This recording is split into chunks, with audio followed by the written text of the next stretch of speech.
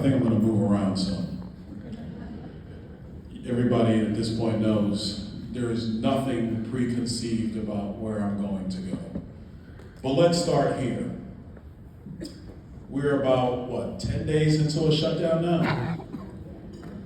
Let's lay a couple markers down. Number one, the government is shut down because Chuck Schumer and Hakeem Jeffries, whose sombrero looks pretty good online, they have decided that it is in the best interest of their party to leave our government closed so they can put illegal aliens ahead of the American people.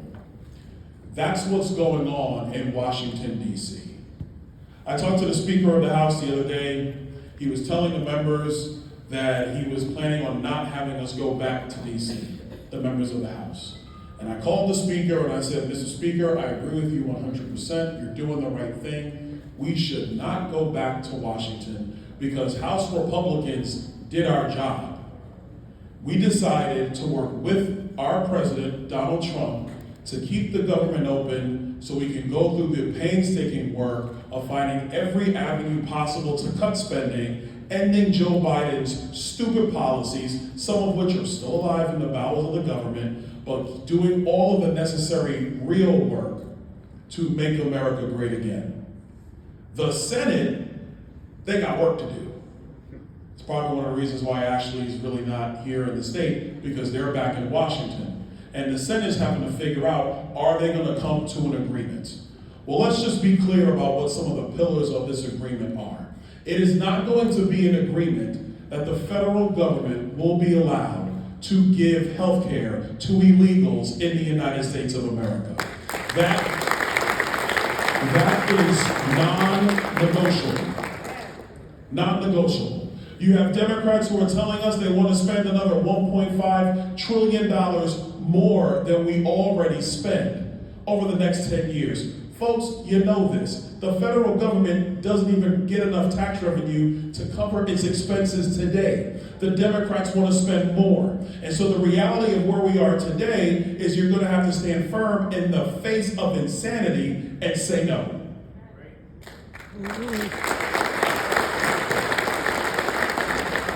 Let's get to the third issue, because now they're trying to raise health care as the problem. They're running around town, going to the microphone saying all they want to do is fight for the health care of the American people. Well, let's be very direct and honest.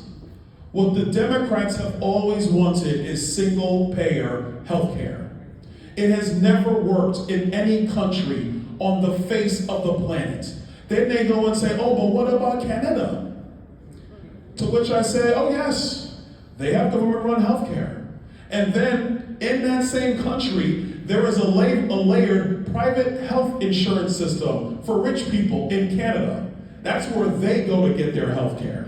And then if they can't get the procedure done in Canada, where do they go? Here, to the United States, to get the procedure done, while they're vacationing and luxuriating here in the great state of Florida. Yeah. And then they go back home when it gets too hot here.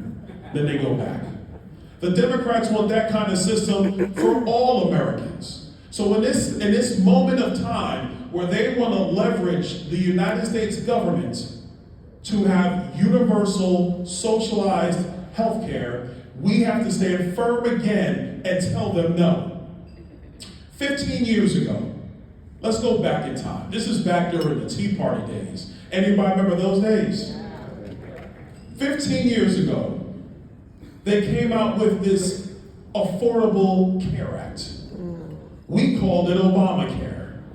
They didn't really like that name because we were telling the American people that this Obamacare is going to make healthcare more expensive. You're not going to be able to keep your doctor. You're not going to be able to keep your plan. The costs are going to go up, and it's all designed to bring about single-payer healthcare in the United States. They wanted socialized medicine in the United States. And in a period of time where they had not just the White House, the House, and the Senate, but they also had the votes in the Senate, something very rare. They had the votes in the Senate for one moment in time, and they rammed it through.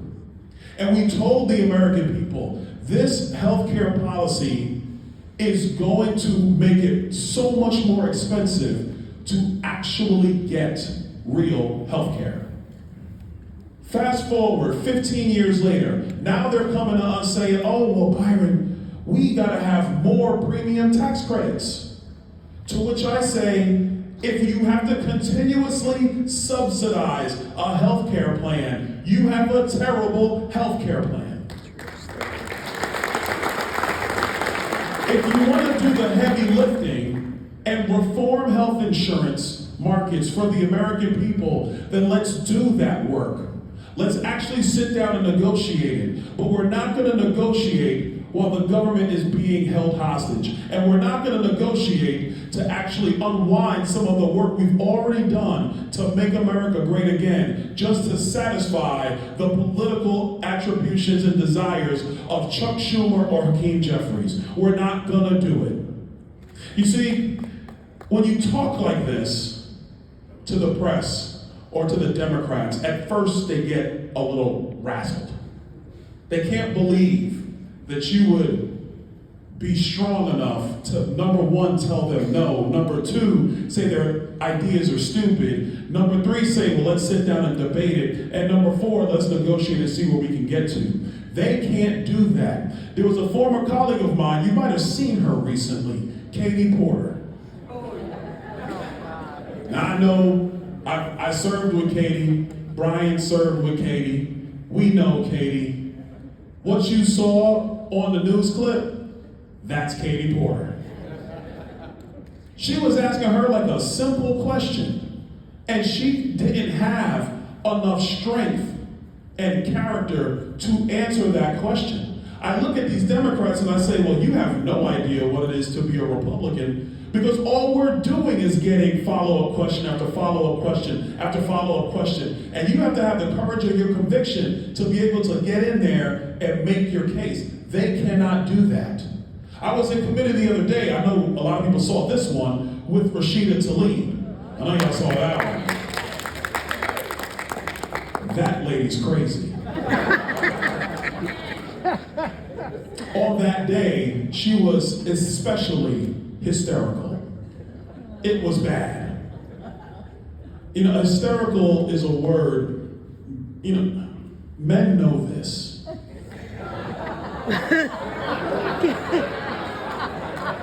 You're on dangerous ground right now. Men know this. Eric Weinberg is over there saying, time out, I'm sitting next to my wife. Byron, don't do it, don't do it. Oh, she needs you Tallahassee? Oh, well then it's okay, I'll get into it. Men are never allowed to call a woman hysterical.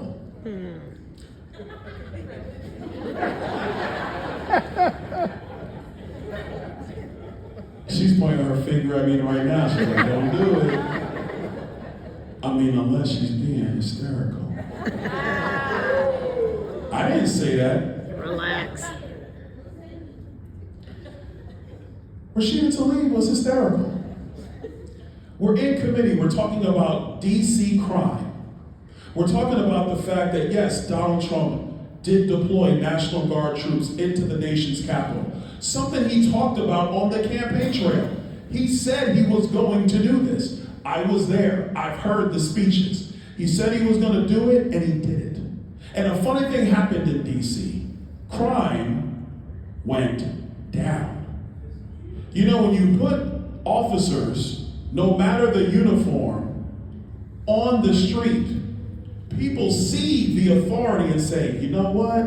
On second thought, I'm not going to do that. It actually supported the Metropolitan Police Department. They were able to have more officers in the parts of DC where a lot of the heavy crime exists. So we're having a hearing and we're discussing this. And one of the bills that passed was my bill about making sure that we're controlling juvenile crime to the best that we can in the nation's capital. You figure they will be celebrating, but the Democrats don't celebrate common sense. They celebrate craziness. And so while we're in this committee, and Rashida Tlaib is going on and on and on, talking about a coup this and above the law that, and all this kind of nutty stuff. She turns around and says, oh yeah, it's just fascist. Now, 2 weeks prior, Charlie Kirk was assassinated. 2 weeks.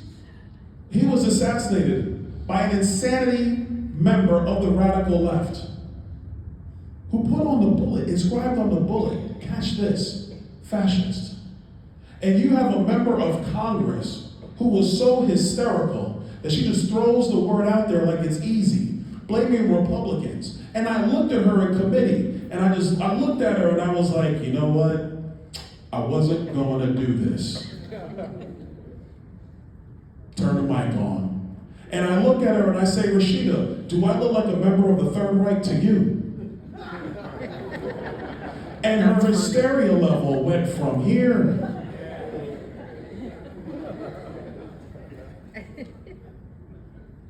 People were like, man, Byron, why did you jump in there? Because you have to. Because what the radical left has always wanted from conservatives, they've wanted